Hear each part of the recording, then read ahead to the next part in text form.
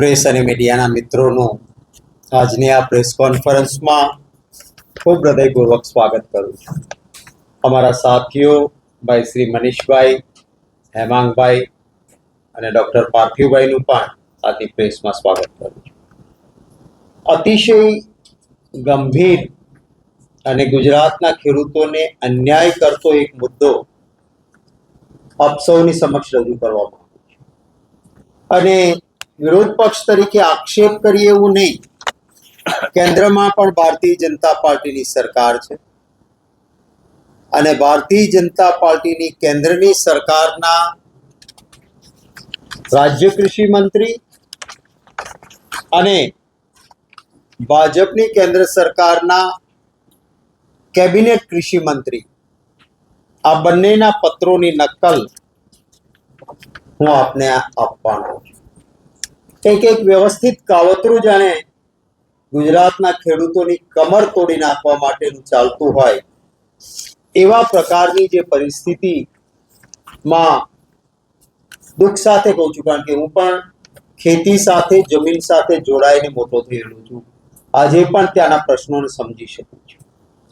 આપણે કહીએ છીએ કે ખેડૂત એ જગતનો તાત છે, અને એટલા જ માટે, કારણ કે હું કોઈ ઉદ્યોગોનો વિરોધી નથી, પરંતુ કોઈ પણ ઉદ્યોગપતિમાં એ તાકાત નથી કે કોઈ એવા દાણા બનાવીને આપે કે જેની રોટલી બનાવે અને આપણે ખાઈએ ને પેટનો ખાડો પૂરી શકાય.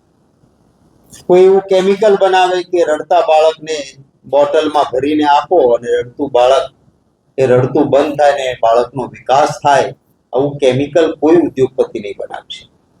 માત્ર ખેડૂત અને માલધારી એ જ પેટનો ખાડો પૂરી શકાય, માણસની ભૂખ ભાંગી શકે એ રાત દિવસ પસીનો પાડીને એ ખેડૂત જ કરી શકતો હોય છે.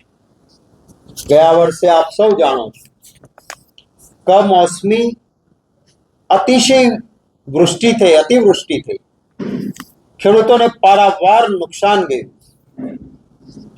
આપણા રાજ્યની જેમ દેશના અન્ય રાજ્યોમાં પણ આવો કમોસમી વરસાદ થયો હતો. મેં પાર્લામેન્ટમાં એક પ્રશ્ન પૂછેલો કે કયા રાજ્યને કેન્દ્રએ કેટલી સહાય આપી? કરોડો ખરબો રૂપિયા અન્ય રાજ્યોને, અને ગુજરાતમાં લખેલું હતું 0-0. એટલે મેં એક સ્પેશિયલ નોટિસ આપી 0 વર્ષની અને પાર્લામેન્ટમાં મુદ્દો ઉઠાયો કે મારા ગુજરાતના ખેડૂતોને કમોસમી વરસાદમાં ન કલ્પી શકાય તેટલું નુકસાન થયું છે.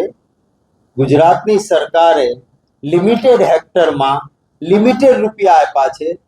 જેનું જેટલું વાવેતર એને એટલું વળતર કેન્દ્ર સરકાર કેમ ના આપે?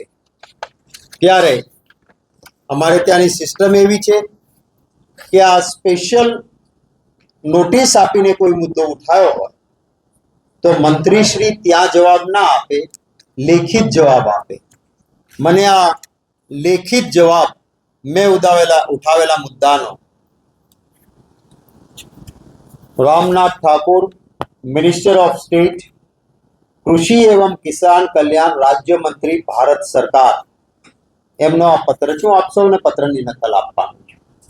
આ પત્રમાં એ લખે છે, कृपया दिनांक 5 दिसंबर 2025 का शून्यकाल के अंतर्गत उठाए गए विषय के संदर्भ में, जिसमें गुजरात में फसल बीमा योजना बंद होने एवं असंख्य भारी वर्षा के कारण फसल की क्षति पर किसानों को मुआवजा प्रदान करने के लिए का आपने मुद्दा उठाया था.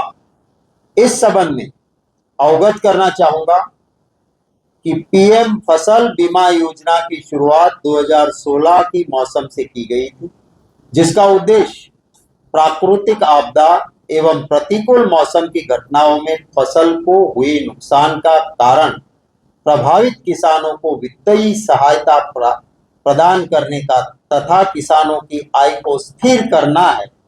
इस योजना के अंतर्गत बुआई से लेकर कटाई पश्चात तक होने वाली क्षति के लिए व्यापक जोखिम बीमा प्रदान करने का प्रावधान है. કહે છે કે એવી આ યોજના છે કે જેમાં વાવણી કરી કાપણી થઈને વેચાણ સુધી ગયા હોય ત્યાંમાં જે કંઈ નુકસાન થાય એને આનો લાભ મળે આવી યોજના છે.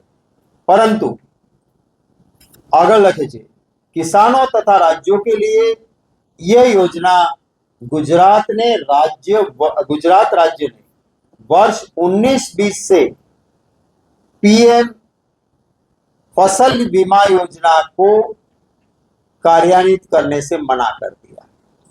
आखा देश में मात्र एक ज राज्य छे आवुं के ज्यां खेडूतने पाक वीमा योजना नहीं मळती। आ मारो आक्षेप नहीं, आ मिनिस्टरे मने आपेलो जवाब छे। आगळ ए कहे छे इस किसान हितकारी योजना को राज्य में लागू करने हेतु माननीय कृषि मंत्री द्वारा, आ राज्य मंत्री छे ना कैबिनेट मंत्री द्वारा माननीय मुख्यमंत्री गुजरात को एक पत्र भी प्रेषित किया है जिसकी प्रतिलिपि संलग्न है। मने कैबिनेट मिनिस्टरे जे भूपेन्द्रभाई पटेल ने आ कागळ लख्यो एनी नकल पण साथे मोकली छे। आमां 2 पानाना कागळमां जे कैबिनेट कृषि मंत्री छे शिवराज सिंह चौहान एमणे 25 नवेम्बर 2025 में खूब विगतथी लख्युं छे कि PMFBY एटले के जे वीमा योजना खेडूतो माटेनी पाक वीमा योजना छे एना खूब बधा लाभो छे। हूँ आपने पत्रनी नकल आपवानो छुं एटले लांबो समय आखा पत्रने 2 पानाना वांचवा माटे नथी लेतो। एमां एमणे योजनाना संख्याबंध फायदा गणाव्या छे। 2 पेरेग्राफ खाली अपना ध्यान माटे कहूं छुं कि प्रधानमंत्री फसल बीमा योजना के लागू न होने से राज्य के किसानों को एक व्यापक तकनीकी सक्षम फसल बीमा के फायदे से वंचित होना पड़ा। केंद्र में भाजपनी सरकार छे, एना कैबिनेट कृषि मंत्री गुजरातना मुख्यमंत्री ने कहे छे कि व्यापक तकनीकी सक्षम आ योजना छे एनाथी गुजरातना खेडूतो वंचित रह्या। पहला फकरामां एमणे कीधुं छे कि देशना तमाम राज्यों आनो फायदो ले छे, 24 राज्यों अने झारखंड, मिजोरम अने आंध्र प्रदेश ए पण हवे जोड़ाई गया छे।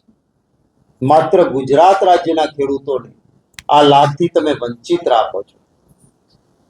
आगळ लखे छे जो मौसम संबंधी जोखिमों, प्राकृतिक आपदाओं, अप्रत्याशित परिस्थितियों से महत्वपूर्ण वित्तीय सुरक्षा प्रदान करती है। ऐसे संरचित जोखिम न्यूनीकरण माध्यमों के अभाव से किसान जलवायु जनित अनिश्चितताओं और बाजार की अस्थिरता के प्रति संवेदनशील हो जाता है, जिससे उनकी आर्थिक स्थिरता, राज्य की समग्र कृषि उत्पादकता और राज्य के किसानों के वित्तीय नुकसान की भरपाई करने की वित्तीय स्थिति तीनों प्रभावित होती है।